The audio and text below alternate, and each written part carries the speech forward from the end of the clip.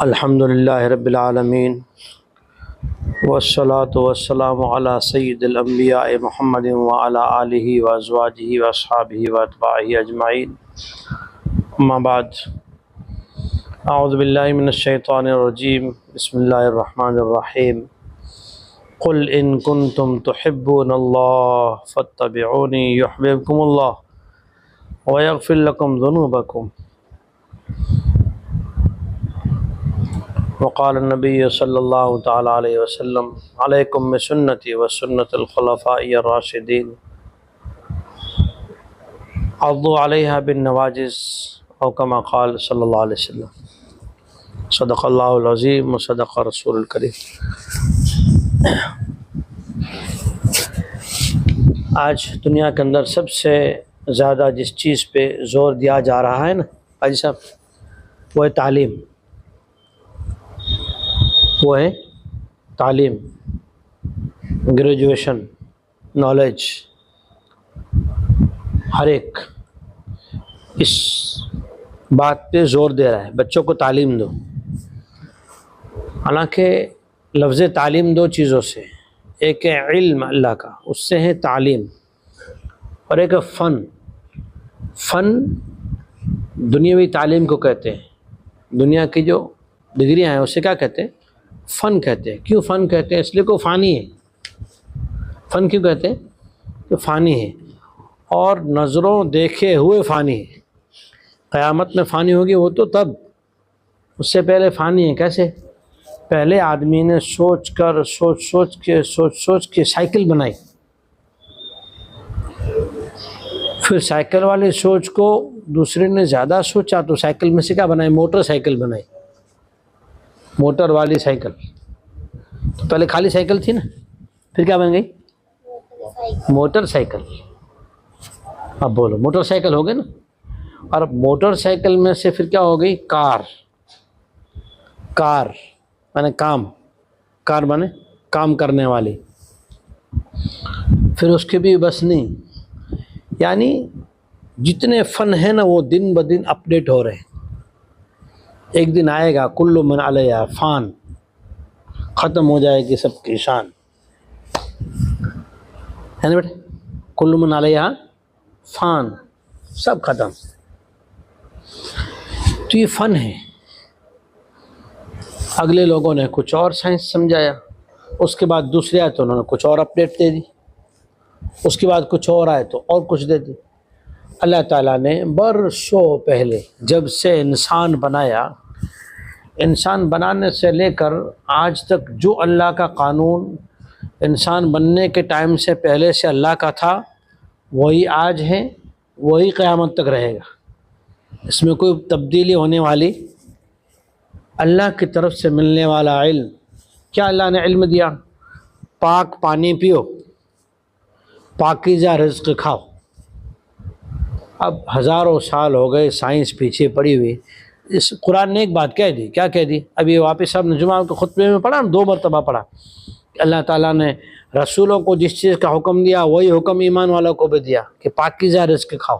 خطبے میں عربی میں پڑھا، آپ لوگوں نے سمجھا ہوگا، اللہ کا شکر ہم تو سمجھے۔ پاکیزہ رزق کھاؤ، حلال رزق، کہ حلال رزق اور پاکیزہ رزق۔ اب سائنس کیا کہتا ہے؟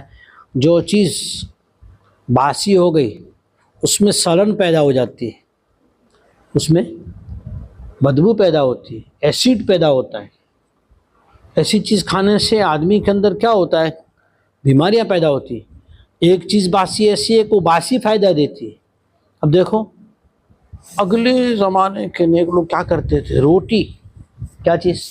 روٹی، سوکھی روٹی نمک والے پانی میں کھاتے تھے نا۔ سائنس نے یہ بات لکھی کہ روٹی سوکھی نفع والی ہے، باقی چیزیں تازی تازی، روٹی سوکھی۔ حضرت عثمان رضی اللہ تعالیٰ عنہ کے خلافت کے زمانے میں ایک بندہ آیا، اور امام حسن یا امام حسین رضی اللہ تعالیٰ عنہ دونوں میں سے ایک کوئی حاضر تھا۔ اس نے کہا میں پردیسی ہوں، مجھے کوئی اونٹ وغیرہ بیت المال میں سے دو، تمہیں اپنے بچوں کا مزدوری کر کے روزی روٹی کا انتظام کر سکوں۔ تو انہوں نے کہا ٹھہرو ابھی، دوپہر کے وقت میں ملیں گے امیر المؤمنین، بیت المال سے کھانا بنوایا، مہمان کو کھانا کھلایا۔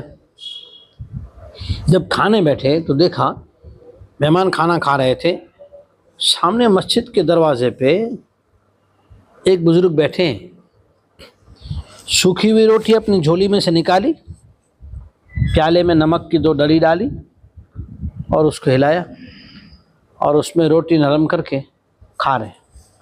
تو کہا یار یہ جو بزرگ بیٹھے ہیں نا، ان کو بھی بلا لو تاکہ یہ ہمارے ساتھ اچھا کھانا کھائیں۔ بیچارے وہ کھانا کھا رہے ہیں سوکھی روٹی نمک کے پانی سے۔ تو کہا چپ ہو جاؤ، امیر المؤمنین عثمان رضی اللہ تعالیٰ عنہ کے پاس، جن کے پاس تم آئے ہو نا، وہ یہ خود ہیں، وہ یہ ہیں اتنے بڑے خلیفہ۔ ہاں تو کھانے کی چیزیں تازی کھاؤ۔ کیسی کھاؤ؟ تازی کھاؤ، موسم کی روٹی، موسم کی چیزیں کھاؤ، لیکن ایک روٹی ایسی خوراک ہے کہ اس کی سوکھ جانے کے بعد کھانے میں کوئی حرج نہیں۔ تو اب یہ دنیا کے جتنی تعلیمات ہیں نا، اس کو تعلیم نہیں کہتے، لوگوں نے اس کو تعلیم کا نام دے دیا۔ یہ تو فن ہے، بدلتا رہتا ہے۔ ہمارے پڑھنے کے زمانے میں پستک اور بکس اور تھی، آج کی اور ہے۔ اس وقت کچھ اور سیکھا جاتا تھا، آج کچھ اور سمجھا جا رہا ہے۔ قلم کھڑی ہو چلا گیا ہے نا، پہلے قلم سیکھی جاتی تھی، پتہ نہیں ق سے کیا کیا سیکھ جاتے ہیں۔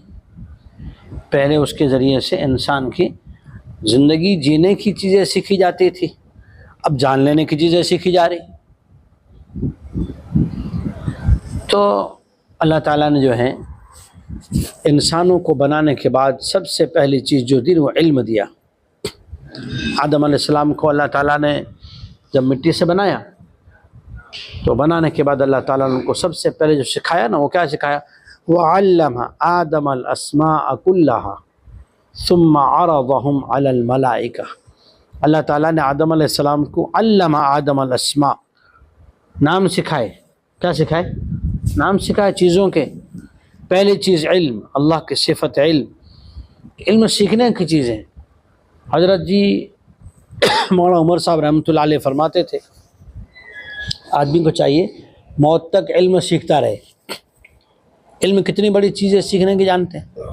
حاجی امداد اللہ مہاجر مکی رحمۃ اللہ علیہ حضرت مفتی رشید احمد گنگوئی رحمۃ اللہ علیہ کے پیر ہیں، اور مفتی رشید احمد گنگوئی رحمۃ اللہ علیہ وقت کے وہ مفتی ہیں جن کو خواب میں نبی کریم صلی اللہ علیہ وسلم کی زیارت بھی نصیب ہوئی، اور جن کو بڑے بڑے محدث مانتے ہیں۔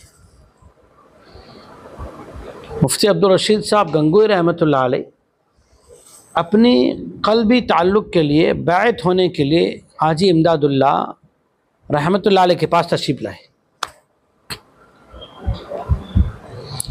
حضرت مفتی عبدالرشید رحمۃ اللہ علیہ جو ہے حاجی امداد اللہ یوں کہہ رہے ہیں، کہیے مفتی صاحب یوں کہیے کہ میں نے بیعت کی امداد اللہ کے ہاتھ پر۔ تو مفتی رشید احمد گنگوئی رحمۃ اللہ علیہ نے یوں کہا، یہ مولانا تھانوی رحمۃ اللہ علیہ نے ایک کتاب ہے انفاس نفوس، اس میں یہ بات لکھی کہ میں نے بیعت کی حضرت حاجی امداد اللہ کے ہاتھ پر۔ کس پر؟ حضرت حاجی امداد اللہ کے ہاتھ پر۔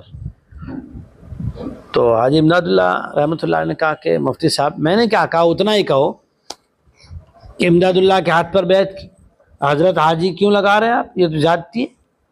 تو کہا آپ نے تھوڑی لگایا، میں نے آپ کے مرتبے اور مقام کی وجہ سے لگایا۔ تو حاجی امداد اللہ رحمۃ اللہ علیہ بھی اللہ والے تھے، اللہ کے ساتھ ان کا تعلق تھا۔ تو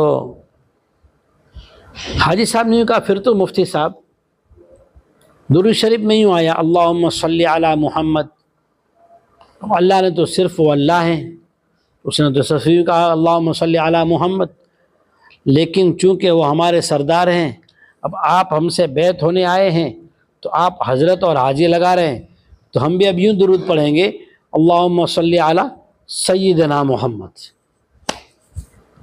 پھر تو ہمیں بھی ایک لفظ اپنے سردار کے لیے بڑھانے کی اجازت ہے، محبت میں اجازت ہے۔ حالانکہ بعض روایتوں میں ہے بھی، ایسا نہیں، روایتوں میں بھی ہے۔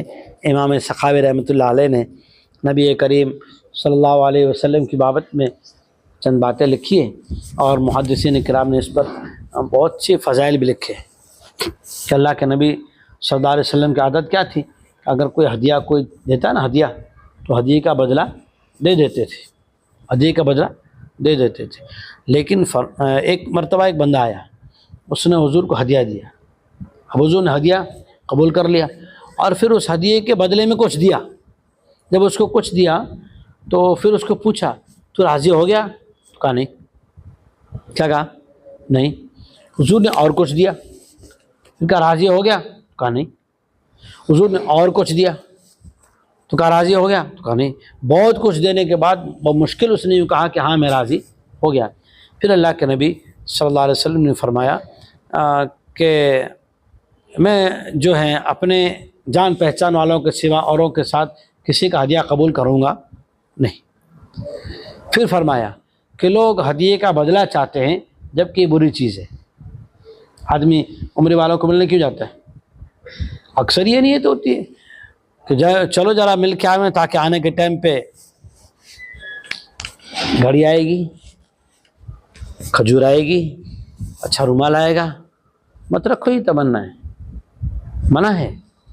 اس نیت سے رخصتی کروانا، اس نیت سے ملنے جانا کہ جو ہے ہدیہ ہم دے کر آئیں تاکہ ہمیں ہدیہ مل جائے، غلط تصور ہے۔ شریعت نے اجازت دی تھی اس کی۔ ہاں ایسی ہدیہ دو بنا طلب کے، اس نے بنا طلب کے آپ کو دیا جس کی آپ کو امید تک نہیں تھی تو اور بات ہے۔ ایک اللہ کے ولی کا واقعہ لکھا ہے کہ ان کے پاس میں ایک لوہار رہا کرتا تھا، لوہار۔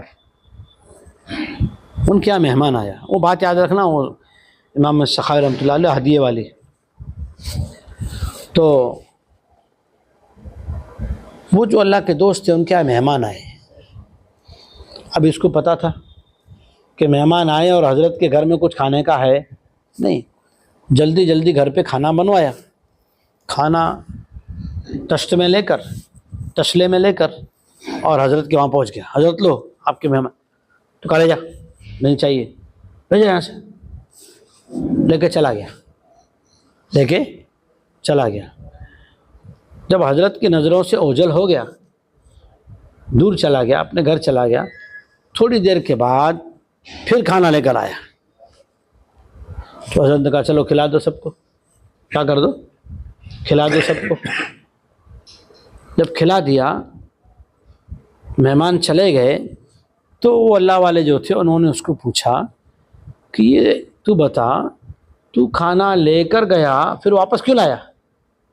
اب دیکھو، علماء کی صحبت میں رہنے سے، علماء بھی وہ جو عامل ہوں، علماء وہ جو، جیسے جمعہ میں حافظ صاحب خطبے میں پڑھ رہے تھے کہ بعض بندے ہوتے ہیں بڑی مشقت، تکلیف، لمبا سفر، بار بکھرے ہوئے بدن، کپڑے میلے پسینے والے، بھوک پیٹ میں اور پیاسے، لیکن پھر بھی پکارتے ہیں یا ربی یا ربی، حالانکہ پیٹ میں حرام، لباس حرام، تو دعا کیسے قبول ہوگی؟ کیف یستجاب لہ، پڑھا خطبے میں۔ تو اب حضرت علماء کی صحبت میں دیکھو کیا سیکھنے ملا۔ تو کہنے لگا حضرت میں سمجھ گیا تھا کہ میں جلدی سے کھانا لایا، تو چونکہ میں اکثر ایسا ہوتا ہے کہ آپ کے یہاں مہمان آئے تو میں کھانا لاتا ہوں تو آپ کے دل میں طلب پیدا ہوئی۔ کیا پیدا ہوئی؟ طلب، کہ کچھ نہیں، مہمان آئے ہیں تو صادق کھانا لے کر آئے گا، زبیر کھانا لے کر آئے گا، پتہ ہی ہے۔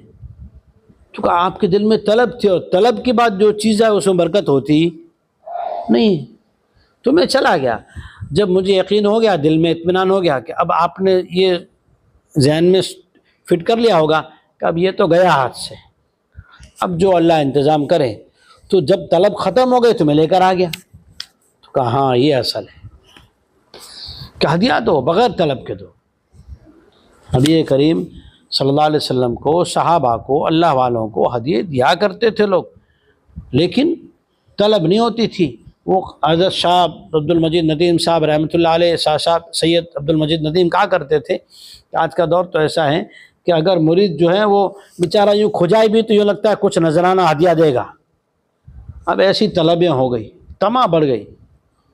تو نبی کریم صلی اللہ علیہ وسلم کی عادت شریفہ تھی کہ آپ جو ہیں ہدیہ قبول نہیں کرتے تھے، ہر ایک کا قبول نہیں کرتے تھے، کیونکہ پھر اس کا بدلہ رہ جائے. اچھا، اب درود شریف ہم پڑھتے ہیں نا، حضور پر درود، اللہم صلی علی سیدنا محمد وعلی آل سیدنا محمد مبارک وسلم، کوئی بھی درود پڑھو.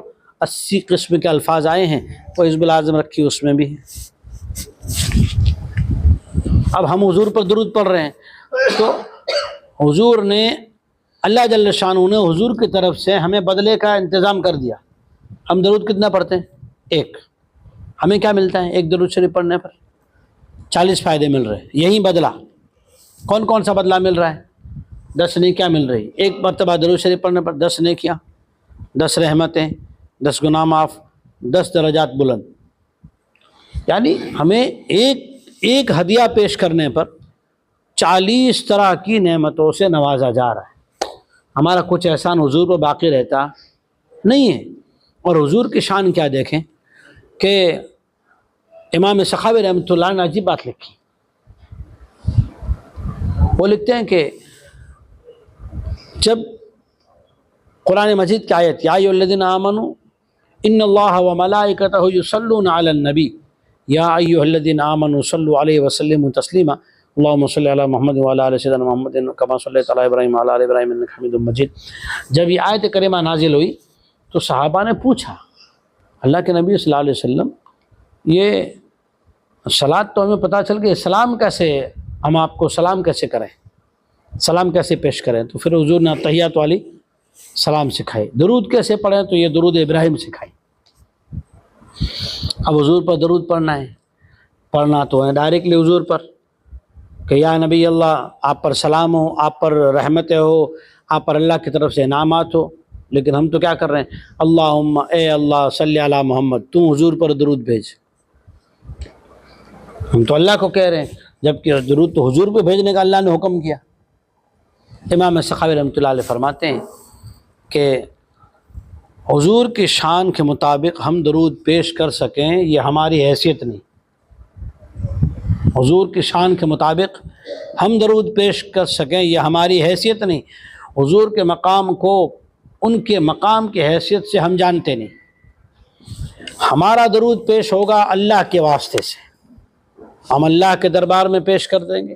اللہ اپنی طرف سے حضور پر یہ رحمت نازل فرمائے.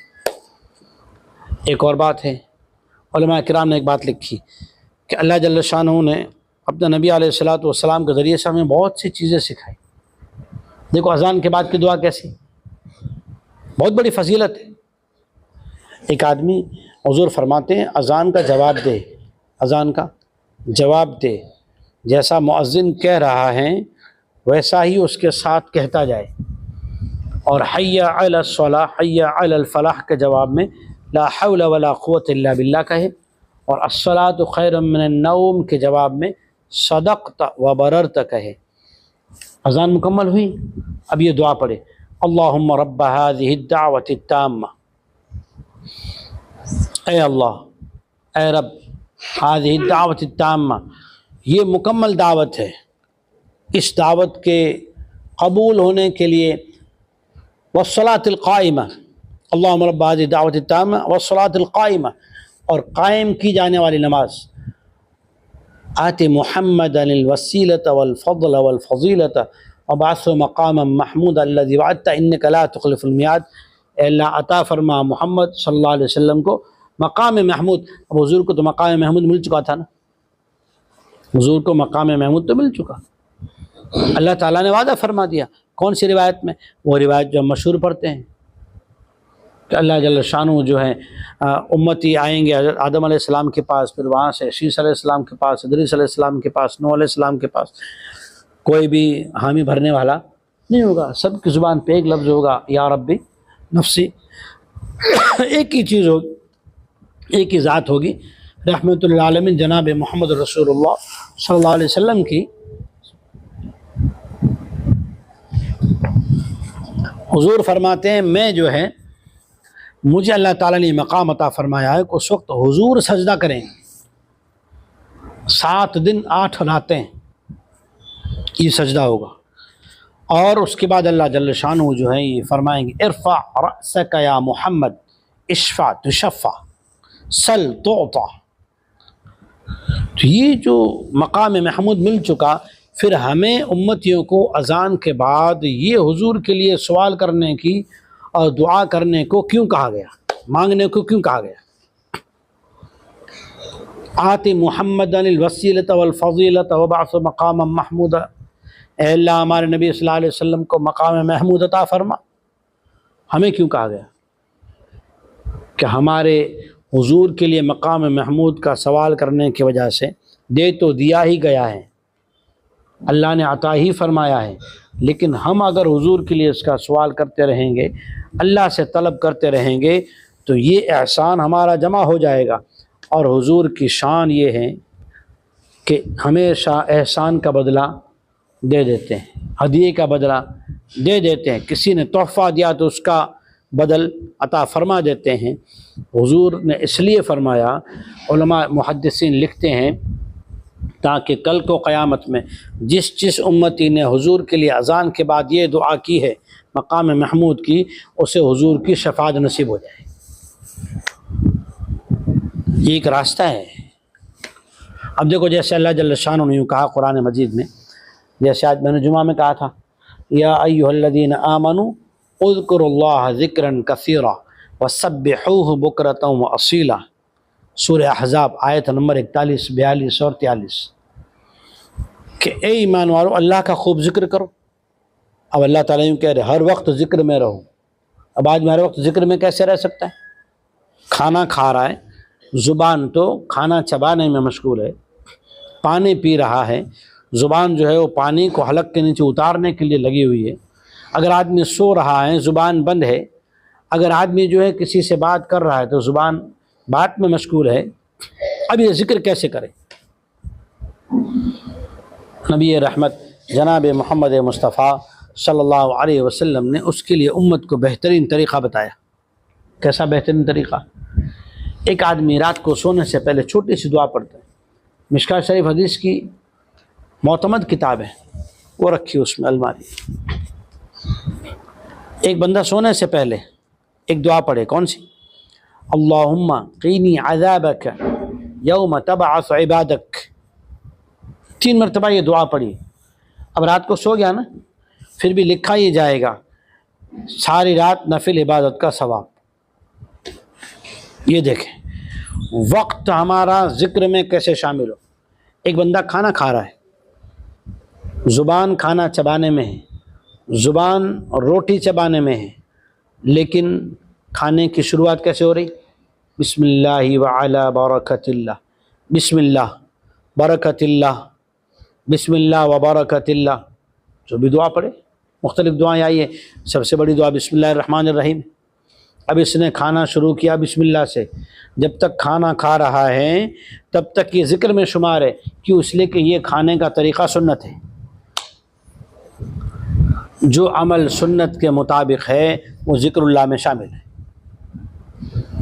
ہر چیز کا طریقہ سکھایا گیا۔ ایک آدمی اپنے سر میں تیل ڈال رہا ہے، تیل، لیکن تیل ڈالنے کا سنت طریقہ معلوم کر کے تیل ڈال رہا ہے۔ جب تک وہ تیل سر میں ہے، اس کے بال تیل سے تر ہیں، تب تک وہ سنت میں اور ذکر میں شمار ہے۔ تیل کیسے ڈالیں؟ ہتھیلی میں تیل لیا، شہادت کی انگلی سے لیا، پہلے یہاں لگایا، پھر لیا، یعنی بھاؤں پر لگایا، پھر لیا، کان کے اوپر دانے ساتھ لگایا، لگانے کے بعد پھر یہ تیل لے کر اور سر کے بیچ کے حصے میں لگا کے اس کے بعد ہاتھ مل کے پھر تیل لگایا۔ سنت طریقہ ہے۔ ایک آدمی سرما لگا رہا ہے، لیکن نیت یہ ہے کہ سنت ہے میرے آقا صلی اللہ علیہ وسلم کی، تو کیسے لگا رہا ہے؟ 2 سلائی اس میں لگائی، 1 اس میں لگائی، 3 ہو گئی، پھر 1 اس میں لگائی، 2 اس میں لگائی، 3 ہو گئی۔ یہ سنت طریقہ ہے۔ کنگھی کر رہا ہے تو سنت طریقہ، پہلے دہنی جانب کر رہا ہے۔ اما عائشہ رضی اللہ تعالیٰ عنہ سے پوچھا گیا کہ سرور کائنات جناب رسول اللہ صلی اللہ علیہ وسلم کام کی شروعات کیسے کرتے تھے؟ کام کی شروعات تو کہا کہ ہر بہترین ہر اچھا کام شروع کرتے تھے ابدأ بیمین، داہنی طرف سے شروع کرتے تھے، بسم اللہ سے شروع کرتے تھے، اس لیے کہ فرمایا نبی کریم صلی اللہ علیہ وسلم نے کل امر ذی بال لم یبدأ ببسم اللہ فهو اقطع واجزم، جو بھی کام بغیر بسم اللہ کے شروع کیا جائے وہ کام ادھورا رہتا ہے۔ تو جب اللہ تعالیٰ نے یہ حکم کیا کہ ہر وقت ذکر میں رہو، تو نبی رحمت جناب محمد رسول اللہ صلی اللہ علیہ وسلم نے اپنی امت کو وہ مسنون دعائیں سکھائی، وہ سنت طریقے سکھائے جس سنت طریقے کے کرنے سے آدمی 24 گھنٹے ذکر اللہ میں رہتا ہے، 24 گھنٹے ذکر اللہ میں رہتا ہے۔ ایک آدمی استنجا کو جا رہا ہے، بیت الخلا جا رہا ہے، اپنی قضائے حاجت کے لیے جا رہا ہے، دعا سکھائی، کیونکہ وہاں پر شیاطین، جن، میل فیمیل، مرد عورتیں، شیاطین وہاں رہتے ہیں، خبیث رہتے ہیں۔ کیا دعا سکھائی؟ اللہم انی اعوذ بک من الخبث والخبائث، اے اللہ میں اس جگہ جا رہا ہوں وہاں پر جتنے شیاطین جنات ہیں ان کی شرارتوں سے میری حفاظت فرما۔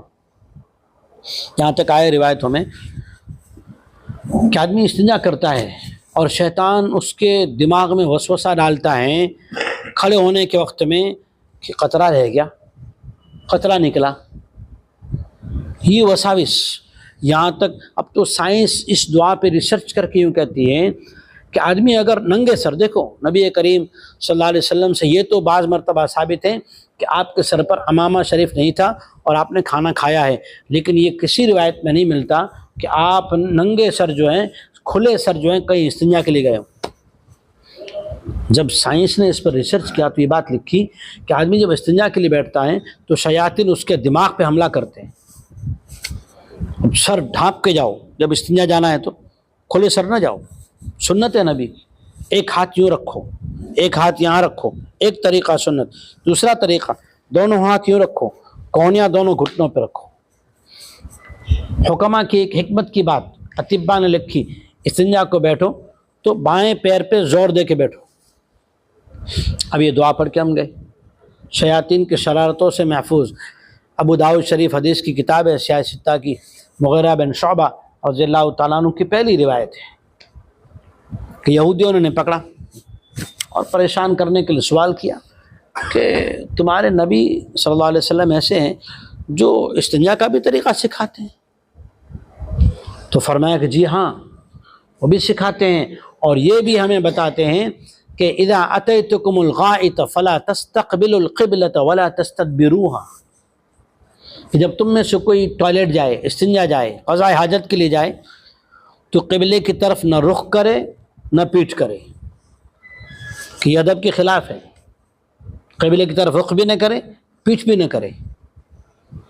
اور پھر فرمایا کہ یہ بھی فرمایا کہ ایسی سخت زمین پر پیشاب نہ کرے جس سے وہاں پر زمین سخت ہوگی، اس کی چھینٹ اڑے گی تو شیطان وساوس میں مبتلا کرے گا، بدن ناپاک ہوگا، جب ناپاک ہوگا تو رحمت والے فرشتے دور ہو جائیں گے۔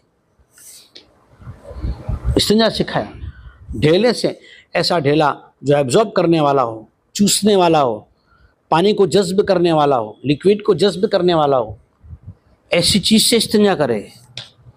پھر یہ بھی طریقہ بتایا، گرمیوں میں اگر پانی نہیں ہے، آدمی جنگل میں ہے، کہیں سیر و تفریح کے لیے گیا، وائٹ رن گیا، حاجی پیر گیا، جنگل میں جا رہا ہے، پانی ہے نہیں، اب وہاں پہ استنجا کرے پتھر سے، کیا کرے؟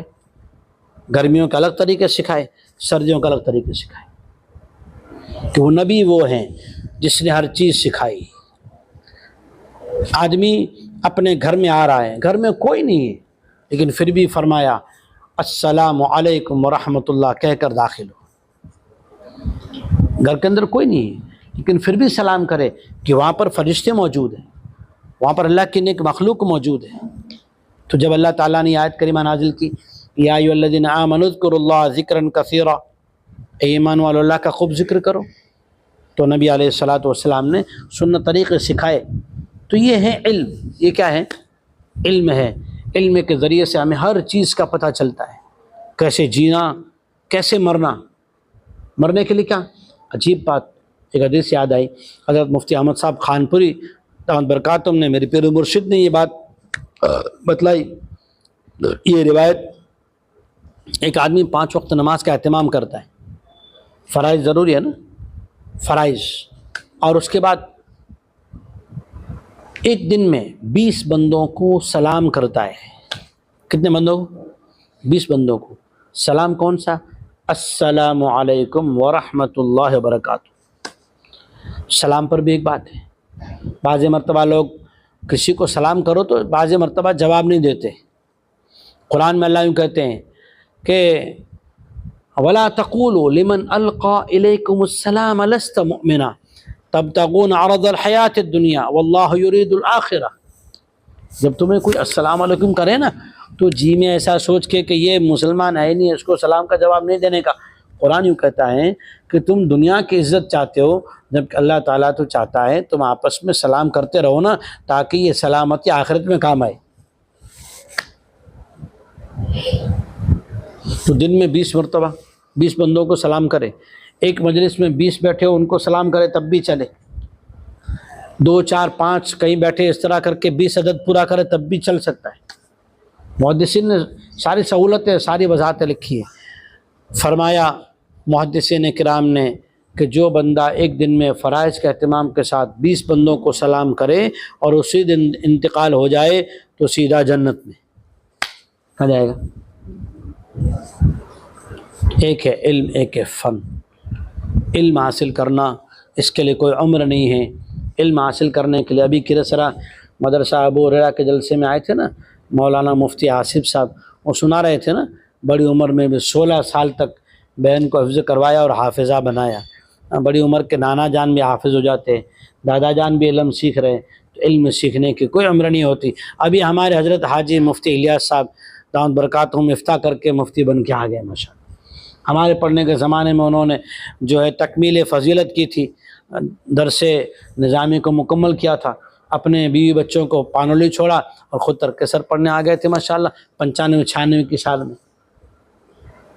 تو ایسا نہیں ہے، بلکہ روزانہ وقت فارغ کر کے ہمیں ہر چیز، زندگی کا ہر کام نبی کریم صلی اللہ علیہ وسلم کے بتلائے ہوئے سنت طریقے کے مطابق کرنا اور اس کو سیکھنا، یہی ہمارا مقصد ہونا چاہیے۔